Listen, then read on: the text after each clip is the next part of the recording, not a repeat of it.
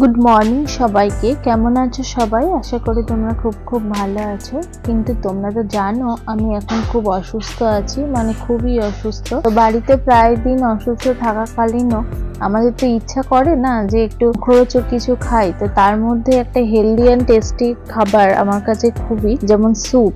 তো চিকেন থাকলে খুব ভালো হয়, না থাকলেও ভেজিটেবল দিয়েও করা যেতে পারে। যেমন যে সমস্ত ভেজ বা মশলাগুলো দিচ্ছি তা তো সবটাই তোমাদেরকে দেখাচ্ছি, দেখে নাও। আর আলু খেতে যেহেতু আমার বাড়ির বাচ্চারা খুব পছন্দ করে, স্পেশালি আমার ছেলে, তো সেজন্য একটু আলু দিলাম। অ্যাভয়েড করতেই পারো তোমরা। আর সঙ্গে একটু পেঁপে দিয়েছিলাম, সেটা ভিডিওতে দেওয়া হয়নি। তো সমস্ত পদ্ধতিটা পরপর দেখিয়ে দিলাম। এবার দেখো নুন আর একটু ডিম ফেটিয়ে রাখছি স্যুপের মধ্যে দিয়ে দেবো বলে। অবশ্যই তোমরা বাড়িতে বানাবে। দেখো এখানে কর্নফ্লাওয়ার আর একটু গোলমরিচের গুঁড়ো একটু ফেটিয়ে দিলাম। ঝাল একেবারে ছিল না, খুব টেস্টি হয়েছিল ব্যাপারটা, মানে একদম দোকানের মতোই হয়েছিল, যেটা তোমাদের সঙ্গে শেয়ার করলাম। তো শরীর খারাপের সময় আর একদম দেখেছো খুব অয়েল ফ্রি খাবার, তো প্রত্যেকের জন্য খুব ভালো, বাচ্চাদের জন্য স্পেশালি খুব ভালো। তো হেলদি অ্যান্ড টেস্টি স্যুপ নিয়ে তো কাউকে কোনো কথা বোঝানোর নেই, শুধু বানিয়ে ফেলো আর ফটাফট খাও। আর জানিও কেমন লাগলো। সবাই খুব খুব ভালো